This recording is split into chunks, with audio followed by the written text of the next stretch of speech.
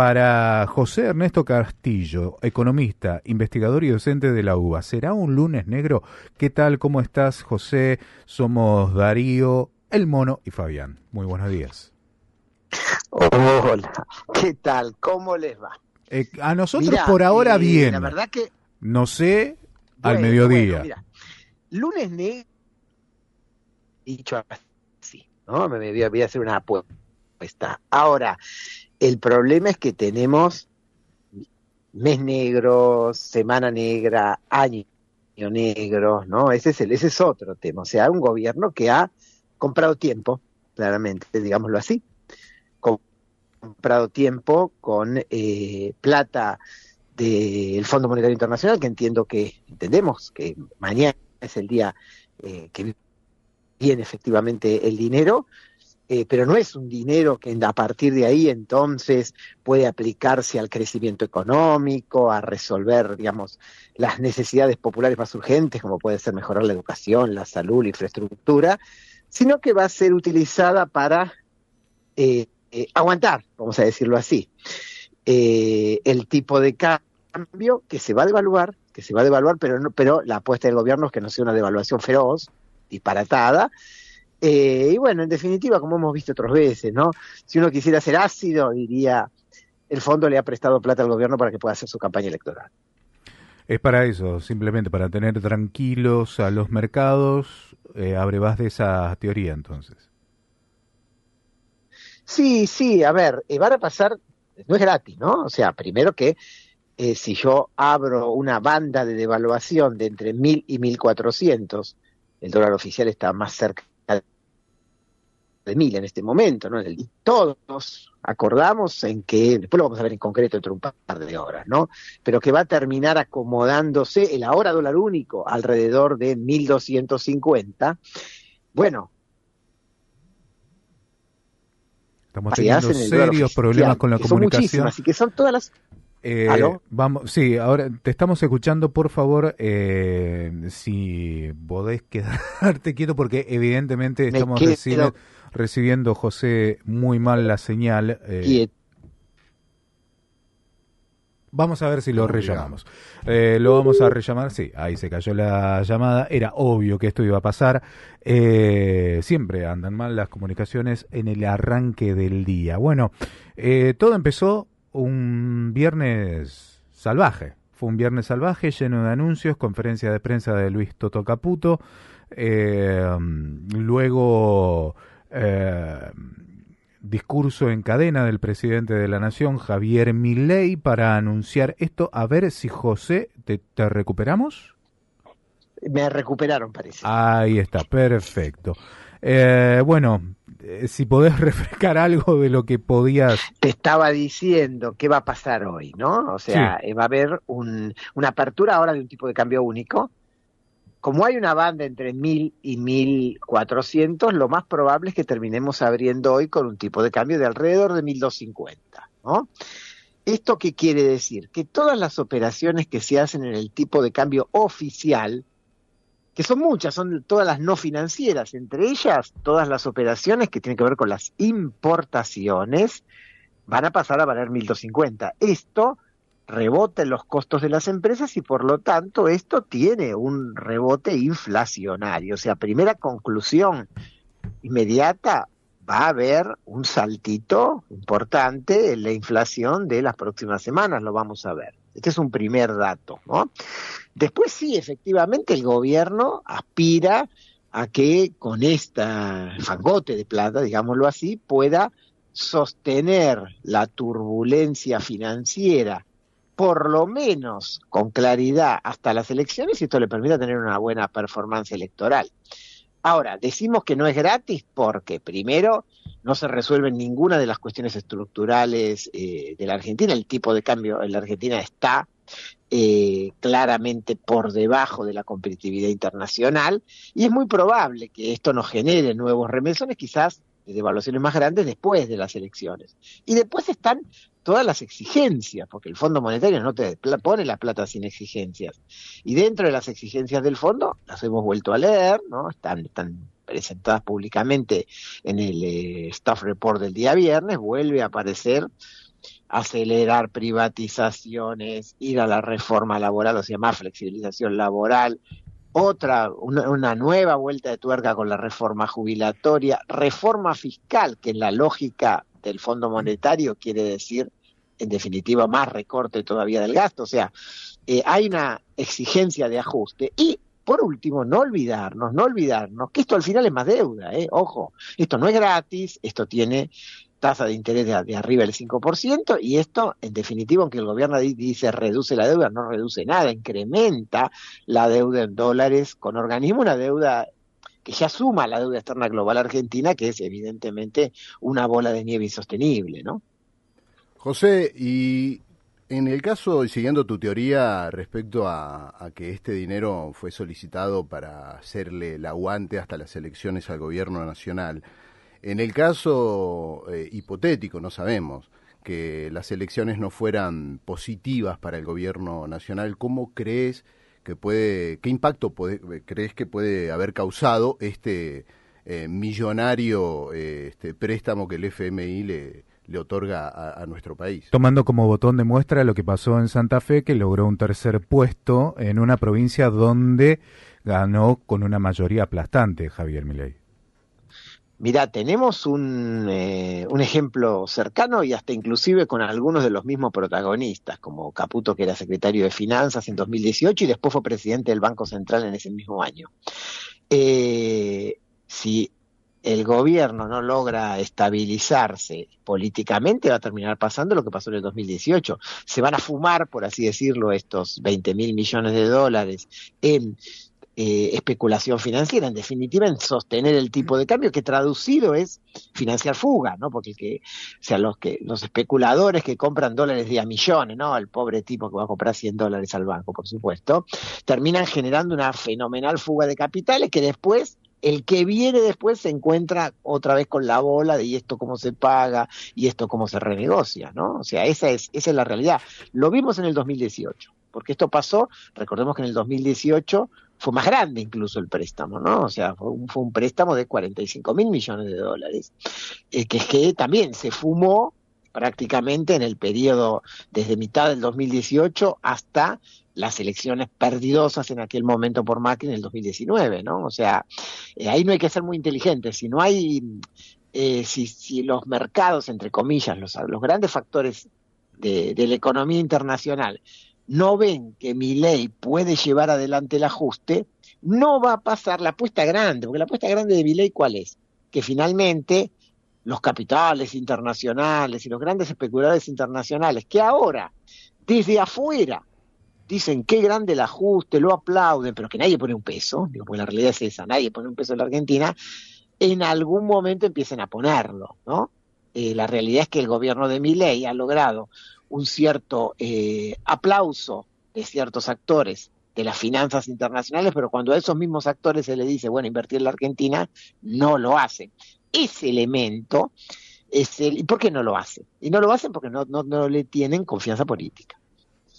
No le tienen confianza en que al final va a pasar esto, cuando termina derrapando en el marco de una crisis social o de una crisis política, por ejemplo, electoral, ¿no? José, te quería consultar porque hay algo para nosotros, los argentinos, perderle el rastro.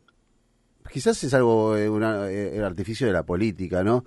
Pero nosotros escuchamos de préstamos y préstamos y préstamos del FMI, y los venimos escuchando hace un montón de tiempo, miles de millones de dólares, y siempre escuchamos la misma noticia y siempre nos pasa lo mismo, nos quedamos como la vaca mirando que pasa el tren, y nunca sabemos qué pasan con los 45.000 millones, con los 20.000 millones. ¿Por qué es tan difícil seguirle el rastro a lo que se hace con ese dinero que realmente es la artimaña o el artilugio o la maniobra de un montón de gobiernos que nos tienen cautivo de esta incógnita, y nosotros seguimos como diciendo y repitiendo las noticias y diciendo será bueno, será malo, no tenemos ni idea, y esto sigue pasando y repitiéndose? ¿Por qué nos es tan difícil entender qué pasa con esa plata?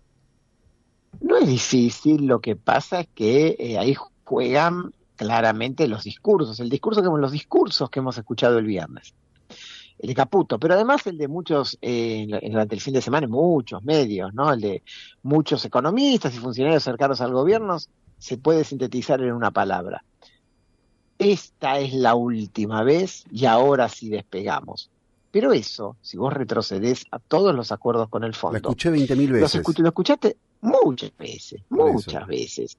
Y ahora bien, sale todo un aparato a sostener esto, ¿no? O sea, sale todo un aparato a sostener esto, y vos sabés bien, ustedes son gente de los medios de comunicación, que esa noticia de último momento, esos títulos repetidos y repetidos, tienden a obnubilar el conocimiento de la historia. El conocimiento de la historia. O sea, el conocimiento de la historia es que acá nosotros seguimos viviendo en el último medio siglo, que coincide en esta pregunta: ¿por qué la Argentina tenía un 4% de pobres y ahora tiene un 40%? ¿No? ¿Qué pasó en este último medio siglo? Y bueno, este último medio siglo fue el medio siglo donde se generó la fenomenal deuda externa en el origen de la dictadura, y después fueron los distintos gobiernos renegociando, pagando y renegociando, pagando y renegociando, y cada vez agrandando más, agrandando más, agrandando más, algunos además haciendo sus propios negocios ahí adentro, y esta bola viene atada una a la otra, ¿no? O sea, fíjate que siempre es la renegociación de la deuda anterior,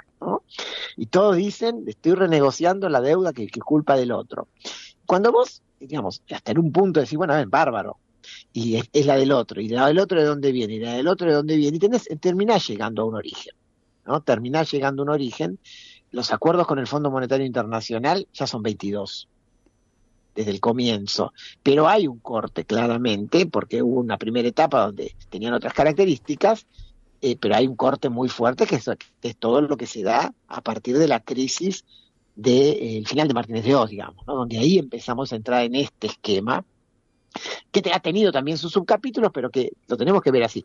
¿Y de dónde va a parar todo eso? Mirá, la Argentina debe un PBI entero de deuda, pero además la Argentina tiene otro PBI fugado en el exterior, ¿no? ¿Hacia dónde está esa plata? Ahí está ahí afuera, está ahí afuera. José, respecto a este préstamo, hago una lectura muy sencilla y me vas corrigiendo si me equivoco. Sí. A raíz de este préstamo hay una devaluación, a una inflación, Sí. esto se traslada a Sí. precios. Sí. Antes de esto, bueno, la economía prácticamente toda de la Argentina está costando, sobre todo los salarios no llegan a fin de mes. Esta devaluación que hace que suban los precios y que como consecuencia de eso, aún peor, el sueldo no alcance. ¿Esto exige al gobierno nacional que revea puntos tales como, por ejemplo, paritarias, jubilaciones? No lo va a hacer, no lo va a hacer. A ver, la esencia de este gobierno ha sido pulverizar salarios, jubilaciones, ingresos fijos, para con eso aplanar, bajar, pongamos una palabra así, bajar de la locura que ellos mismos habían generado en diciembre de 2023, enero de 2024, de inflaciones del 20%, para ir bajando un poco la curva inflacionaria. Que, ojo, la llevaron a un valor de 2, algo por ciento, que igual es una barbaridad, es lo que otros países tienen en un año, ¿no? Acá lo festejan como si fuera el gran triunfo, pero es lo que otros países tienen en un año, que además sabíamos que en la forma de medición de la inflación, en cómo pega en el bolsillo popular, era más grande, y el gobierno dijo que en el 2025 iba a haber un sendero de retroceso inflacionario, donde en abril la inflación iba a empezar con 1, bueno, no va a empezar con 1, por esto mismo, ¿no? Por este simple movimiento del tipo de cambio, esta devaluación que vamos a empezar a ver a partir del día de hoy.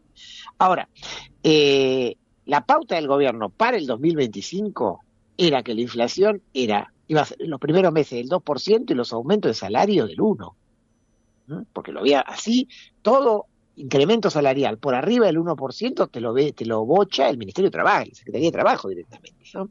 Por lo tanto, la línea es esa: tuvimos una inflación del 3,7 y lo que se le dio a los jubilados del trimestre fue 3,7. O sea, la línea es que siga este deterioro salarial y jubilatorio, porque ellos piensan que de esa manera se evita el incremento de precios. Y en cierta forma es así, pues obviamente si nadie vende nada, al final algunos precios terminan bajando, ¿no? Claro. Aunque no termina de resolver la inflación porque tiene otras cosas, como tiene que ver los componentes de tarifas que siguen subiendo, ¿no? Pero yo no creo que haya recomposiciones de tipo salarial ni jubilatorias en los próximos meses, claramente no. Bueno, viene el capítulo de las preguntas operativas en torno a qué implica que se modificará para la vida cotidiana de todos los oyentes en materia de lo cotidiano, ¿no?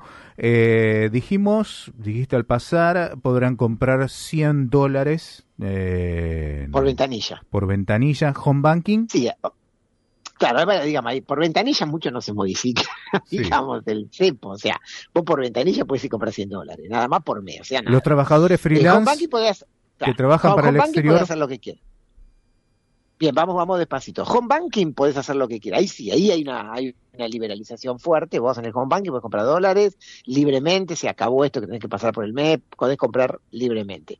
Todo lo que es, y lo mismo compras, ahora, todo lo que tiene que ver con compra con tarjeta, o sea, compras en dólares, vamos a decirlo así, que uno pone la tarjeta, cuidado porque ahí siguen existiendo todos los impuestos, ¿eh? El 30% Ahí sigue siguen, existiendo. exactamente, siguen existiendo todos los impuestos. Hay una cosa que muchos decimos que evidentemente se va a tener que resolver, porque ya en los últimos meses todos sabíamos que pagábamos con tarjeta en el exterior, pero si vos después, en el momento en que tenías que pagar la tarjeta, ponías stop debit y pagabas con dólares en tu cuenta, te ahorrabas te ahorrabas el impuesto y tenías un tipo de cambio mejor.